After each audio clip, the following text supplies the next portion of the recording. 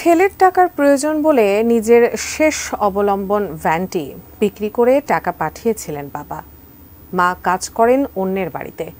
দুজনের সামান্য আয়ে ছেলেকে পড়াচ্ছিলেন ঢাকা কলেজে। স্বপ্ন দেখছিলেন ছেলে লেখাপড়া শেষে ভালো একটি চাকরি করে সংসারের হাল ধরবেন, কিন্তু নিমিষেই সেই স্বপ্ন নিভে গেল। কোটাবিরোধী আন্দোলনে গুলিবিদ্ধ হয়ে না ফেরার দেশে পাড়ি জমিয়েছেন ঢাকা কলেজের পরিসংখ্যান বিভাগের শিক্ষার্থী সবুজ আলী। হৃদয় বিদারক এই মৃত্যু নিয়ে বিস্তারিত সহকর্মী সাইমুম জান্নাতের প্রতিবেদনে। সরকারি চাকরিতে কোটা ব্যবস্থা সংস্কারের দাবিতে আন্দোলনে সারা দেশে সংঘর্ষের ঘটনা ঘটে। 14 জুলাইয়ের পর দেশ জুড়ে সহিংসতা ছড়িয়ে পড়ে। আন্দোলনের সহিংসতায় প্রাণ হারায় শিশু, শিক্ষার্থী, সাংবাদিক, ছাত্রলীগ নেতাকর্মী সহ আরও অনেকে। তেমনি একজন ঢাকা কলেজের পরিসংখ্যান বিভাগের সবুজ আলী। ছাত্রলীগ ঢাকা কলেজ শাখার সক্রিয় কর্মী ছিলেন তিনি। 16 জুলাই কোটা আন্দোলনকারী ছাত্রলীগ ও পুলিশের সংঘর্ষে উত্তাল ছিল ঢাকা সহ দেশের বিভিন্ন এলাকা। কোটা বিরোধী আন্দোলনের ফলে আন্দোলনকারী শিক্ষার্থী, পুলিশ ও আইন শৃঙ্খলা রক্ষাকারী বাহিনীর ব্যাপক সংঘর্ষ হয়। এদিন ঢাকা কলেজের অদূরে সায়েন্স ল্যাবরেটরি মোড়েও রক্তক্ষয়ী সংঘর্ষ হয়।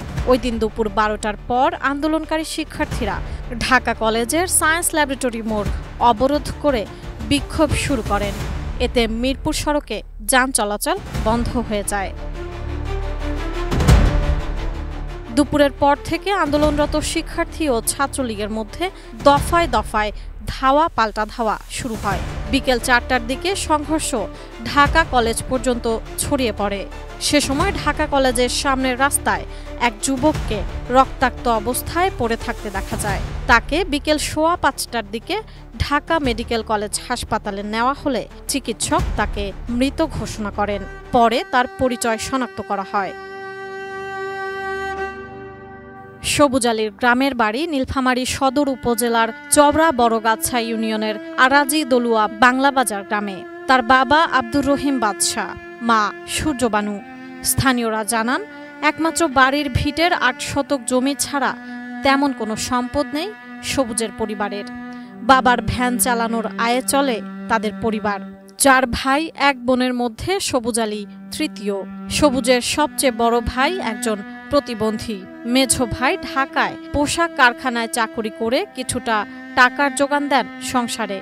একমাত্র বোনের বিয়ে হয়েছে। সবুজ আলীর ছোট ভাই একাদশ শ্রেণীতে অধ্যয়নরত। সবুজ আলীকে নীলফামারীতে তার নিজ গ্রামে দাফন করা হয়। সবুজের ছোট ভাই বলেন, গত 13 জুলাই সকাল 7:45টার দিকে পরিবারের সঙ্গে ভাইয়ের শেষ কথা হয়েছিল। সেদিন সবুজ আলী নিজেই ফোন করে মা সহ সবার খোঁজ খবর নিয়েছিলেন বলে জানান তার ছোট ভাই। 17 জুলাই ছাত্রলীগের সভাপতি সাদ্দাম হোসেন ও সাধারণ সম্পাদক শেখ ওয়ালি আসিফ ইনান এক শোক বার্তায় সবুজ আলীর নিহতের ঘটনায় শোক ও নিন্দা জানান।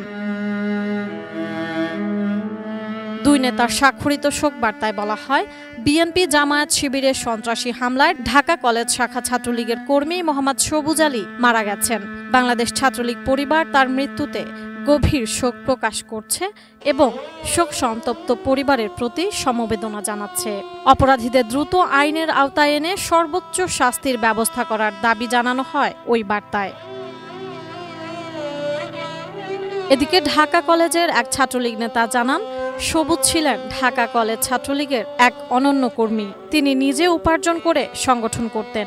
কলেজের ফটোকপির দোকানে কাজ করে নিজে চলতেন, পরিবারকেও সহায়তা করতেন। তার এমন মৃত্যুতে গভীর সমবেদনা জানান তার সহকর্মীরাও। সাইমুম জান্নাত, এটিএন নিউজ। শিয়া বাটার ও ভিটামিন ই সমৃদ্ধ lily glam beauty soap. Lily, always beautiful.